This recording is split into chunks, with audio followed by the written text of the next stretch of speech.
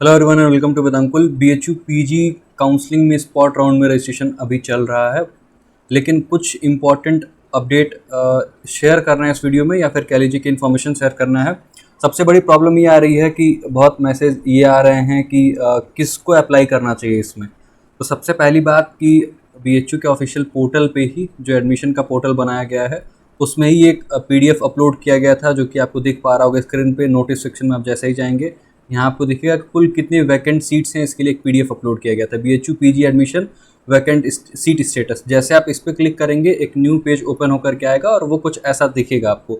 जिस कोर्स में आप इंटरेस्टेड हैं उस कोर्स के लिए जो है वो आपको यहाँ पे दिख जाएगा कि कुल कितनी सीट्स वैकेंट है। ठीक है, तो ये आपको स्पॉट राउंड के लिए अनफिल्ड सीट स्टेटस यहाँ दिखाया गया है। इसमें आप Ctrl+F करके या फिर what ever technique you have, अगर आप मोबाइल में ओपन कर रहे हैं तो सर्च करके आप चाहें तो देख सकते हैं। अब एक बहुत बड़ी प्रॉब्लम ये है कि सपोज़ हम लॉ में देखना चाहते हैं, लॉ फैकल्टी में department of law bachelor of laws, इसमें कुल कितनी सीट्स वैकेंट हैं। तो आप सबसे पहले इसका स्क्रीनशॉट ले लीजिए, या फिर जिस भी तरीके से देखना चाहते हैं हम आपको बताते चलते हैं। यूआर कैटेगरी में कुल 12 सीटें हैं। उसके बाद से यूआर कैटेगरी में कुल 6 सीट्स हैं। 12 सीट्स किसी और कैटेगरी में है उसको देख लेते हैं। 12 सीट्स हैं आपकी एससी कैटेगरी में। देन एसटी कैटेगरी में कुछ सीट्स हैं। एसटी कैटेगरी में कुल 2 सीट्स हैं। और उसके बाद से 7, 9, 1 और 6 इसको भी डिस्कस करते हैं। 26 सीट सबसे पहले समझ लीजिए, ये जो है वो एम्प्लॉय वार्ड कोटा में। बाकी एक सीट किस कैटेगरी में है उसको भी देख लेते हैं। और सबसे पहले सीट इसलिए देख रहे हैं ताकि हम आपको बता पाएँ कि आपको एलएलबी में अप्लाई करना चाहिए, नहीं करना चाहिए, करना चाहिए, क्यों करना चाहिए, इन सारी चीज़ों को हम लोग डिस्कस कर लेंगे। 4th नंबर पे जो सीट्स हैं वो हैं एलएलबी की। तो कुल यहाँ पे ईडब्ल्यूएस कैटेगरी की सीट्स है 4th नंबर पे। 7 सीट ईडब्ल्यूएस कैटेगरी की है। और उसके बाद ओबीसी कैटेगरी की कुल 9 सीट्स हैं। ठीक है, और पीडब्ल्यूडी यानी फिजिकली डिसेबल्ड कैंडिडेट की 1 सीट वैकेंट है। तो इसको आप पॉज करके आराम से देख लेंगे, पीडीएफ में भी देख सकते हैं। थोड़ी सी प्रॉब्लम ये हो रही है कि स्क्रीन पे हम अगर पूरा देखना चाहेंगे तो काफ़ी जूम आउट करना पड़ेगा। अब सबसे इम्पॉर्टेंट बात ये थी कि सीट आपको पता चल गया। अब प्रॉब्लम क्या है कि पिछली कट ऑफ यानी 4th राउंड की कट ऑफ क्या थी वो आपको पहले दिखा देते हैं कि what was the cut of for 4th round. तो 4th राउंड की कट ऑफ हमारे सामने, हाँ ठीक है, ये 4th राउंड की कट ऑफ है। यहाँ आप लॉ की कट ऑफ देख लीजिए, जिसमें बैचलर्स ऑफ लॉ यानी एलएलबी कोर्स की हम बात कर रहे हैं। तो यहाँ एसटी कैटेगरी की पेड सीट की कट ऑफ आपको दिख रही होगी। यहाँ मैं हाईलाइट भी करता हूँ, जहाँ भी प्रॉब्लम होगी वीडियो को रोक करके आप आराम से देख लीजिएगा। एसटी कैटेगरी की जो कट ऑफ थी वो 120 के आसपास थी। ये आपको दिख रहा होगा मिनिमम स्कोर। ठीक है, 120 है। देन ओबीसी कैटेगरी में 188 है। ये पेड सीट की कट ऑफ है। रेगुलर सीट नहीं बची होगी, इस वजह से सिर्फ जो है वो पेड कोर्स का कट ऑफ आया था। ईडब्ल्यूएस कैटेगरी में ठीक है, ईडब्ल्यूएस की सीट भी नहीं बची हुई थी। तो सिर्फ और सिर्फ एसटी की रेगुलर सीट बची थी। एसटी की पेड सीट भी कुछ बची रही होगी, तो दोनों का कट ऑफ 120 गया हुआ है। एससी कैटेगरी में पेड सीट पे 154 गया हुआ कट ऑफ, और ओबीसी कैटेगरी में 188 गया हुआ पेड सीट में। अब इतना आपको कंफर्म हो गया होगा कि 4th राउंड की ये स्थिति थी। फिर हम आते हैं 3rd राउंड में कि 3rd राउंड में क्या कुछ कट ऑफ गई हुई थी। अब इसको समझाने का सिर्फ एक रीज़न ये है कि आपको लग रहा होगा कि हम 3rd या 4th राउंड की कट ऑफ क्यों बता रहे हैं। तो रीज़न बीइंग कि ये कट ऑफ भी मैटर करेगा, बिकॉज जैसे अभी हम यहाँ 188 मार्क्स कट ऑफ डिस्कस कर रहे थे ईडब्ल्यूएस कैटेगरी की। अब देखिए ओबीसी कैटेगरी की 188 कट ऑफ डिस्कस कर रहे थे। 187 पे भी बहुत सारे स्टूडेंट्स होंगे, 186 पे भी कुछ स्टूडेंट्स होंगे, 185 पे भी होंगे। ये कैंडिडेट्स भी अप्लाई करेंगे स्पॉट राउंड में। जितना अगर आप 150 या 160 नंबर पाए हुए हैं और आपकी नज़र है सीट पे, उतना ही ध्यान वो भी लगाए होंगे जो 185, 182, 180 पाए होंगे। तो इसलिए ये ध्यान रखिएगा कि जो कट ऑफ के पास लोग हैं उनके एडमिशन होने के ज़्यादा चांसेस हैं 3rd एंड 4th राउंड के कट ऑफ के पास जो लोग भी हैं। अब ये भी हो सकता है कि इनको भी एडमिशन ना मिले। ऐसा कैसे हो सकता है? कुछ बच्चे डीयू के होंगे जिन्होंने फाइनल कर लिया हो कि हम बीएचयू में पढ़ना चाहते हैं, और उनको अब तक सीट नहीं मिली होगी क्योंकि उन्होंने इस काउंसलिंग में पार्टिसिपेट ही नहीं किया था। इस वजह से क्या होगा कि जो न्यू स्टूडेंट्स यहाँ रजिस्ट्रेशन करेंगे उसके लिए भी पहले नोटिफिकेशन आपको दिखा देते हैं कि कौन से लोगों ने अप्लाई किया हुआ है। इसको भी आप ध्यान से समझ लीजिए। जो फर्स्ट नंबर पॉइंट है, the candidates who have not registered for BHU PG counselling so far, ये कैंडिडेट्स भी इस काउंसलिंग में आ रहे हैं। तो ऐसा भी हो सकता है कि जो लास्ट कट ऑफ है उससे नीचे नहीं जाकर के कट ऑफ उससे ऊपर चली जाए। तो ये चांसेस ज़्यादा है कि जो कट ऑफ है उसके आसपास ही कट ऑफ रहने वाली है। कई सारे लोगों ने कमेंट किया था कि हम एक्सपेक्टेड कट ऑफ पे भी वीडियो क्रिएट करें। So it's not easy to predict the cut off. जहाँ भी पॉसिबल हो पाता है हम वहाँ कट ऑफ प्रिडिक्ट करते हैं, एनालाइज करते हैं कि ये कट ऑफ जा सकती है, लेकिन इसमें कट ऑफ का प्रिडिक्शन पॉसिबल नहीं है, इसलिए हमने सारी चीज़ें आपको समझाई हैं। स्पॉट राउंड की सीट वैकेंसी बता दी हमने, थर्ड एंड फोर्थ राउंड की कट ऑफ बता दिया है। पर्टिकुलरली एलएलबी कोर्स की बात कर रहे हैं, ऐसे एग्जाम्पल के तौर पे हमने एलएलबी ले लिया है, ऐसे सारे कोर्सेज में ऐसा होने वाला है। उसके बाद से लास्ट डेट क्या है ये भी समझ लीजिए। तो लास्ट डेट है आपका 17 अगस्त तक ये आपको फॉर्म फिल करना होगा। तो इसलिए हमने सोचा कि हम ये बता दें कि किसको फॉर्म फिल करना चाहिए, किसको नहीं करना चाहिए।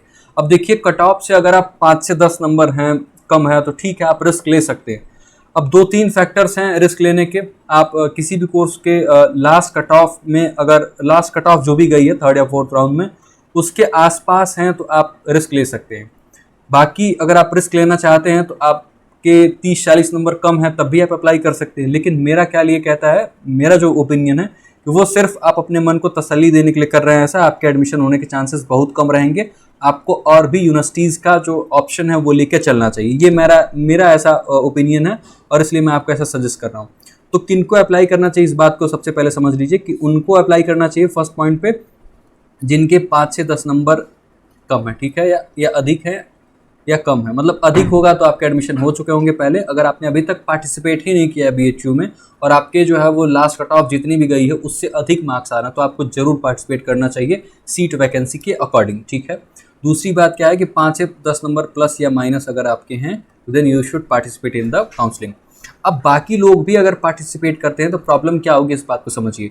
जिनके मान लीजिए 188 लास्ट कट ऑफ गई है किसी कैटेगरी में और उसमें जो है वो 150 वाले भी पार्टिसिपेट कर रहे हैं और वहाँ एक ही 2 सीट वैकेंट है, तो अब भाई साहब वहाँ पे जो प्रोबेबिलिटीज़ होंगी वो किसके एडमिशन की होंगी? 187 की ज़्यादा होगी, 186 की ज़्यादा होगी, 185 की ज़्यादा होगी, देन 184 की होगी। तो इसलिए आपके बहुत चांसेस नहीं रहेंगे अगर आपके मार्क्स 150 के आसपास है।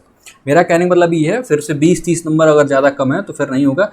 आप सिर्फ और सिर्फ अपने सेल्फ सेटिस्फेक्शन के लिए फॉर्म फिल कर सकते हैं और आपके कोई चार्ज नहीं लग रहे हैं तो आपने पहले बीएचयू काउंसलिंग में पार्टिसिपेट कर दिया तो अप्लाई कर दीजिएगा to be on safer side. हो सकता है कुछ मिरेकल हो जाए और आपको एक सीट मिल जाए।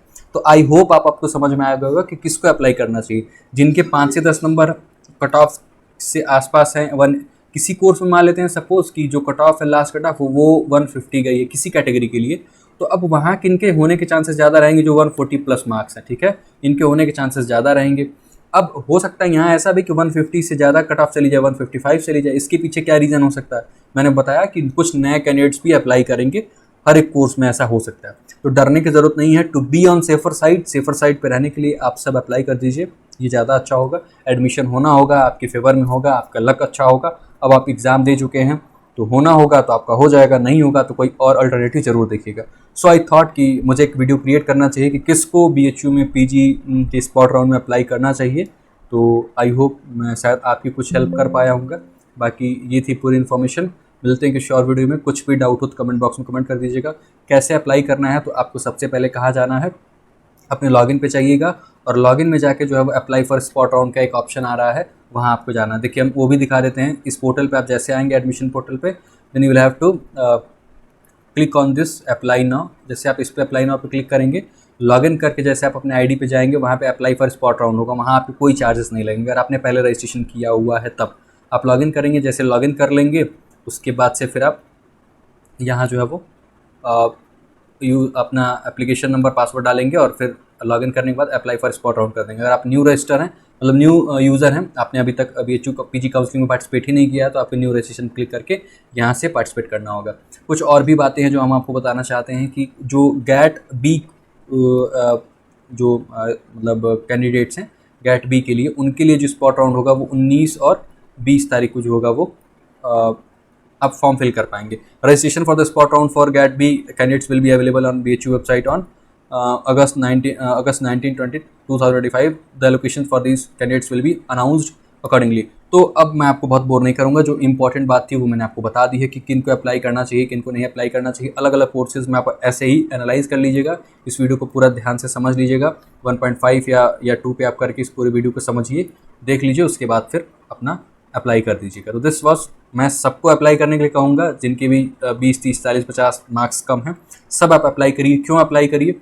क्योंकि अगर आपने 500 रुपये पहले पेमेंट किया तो अब आपको कोई पेमेंट करने की ज़रूरत नहीं हो रही है, इस वजह से आपको अप्लाई कर देना चाहिए। लेकिन जिनको न्यू रजिस्ट्रेशन करना है उनको ये बात ध्यान रखना चाहिए कि 10 से 20 नंबर और सीट के अकॉर्डिंग देख लीजिएगा। ये ना हो कि 40-50 नंबर कम हो तो आपका एडमिशन हो जाएगा, तो थोड़ा सा आपको रिस्क लेना पड़ेगा, बहुत आप सेफ नहीं रहेंगे। तो ये आप अपने हिसाब से डिसाइड कर लीजिएगा।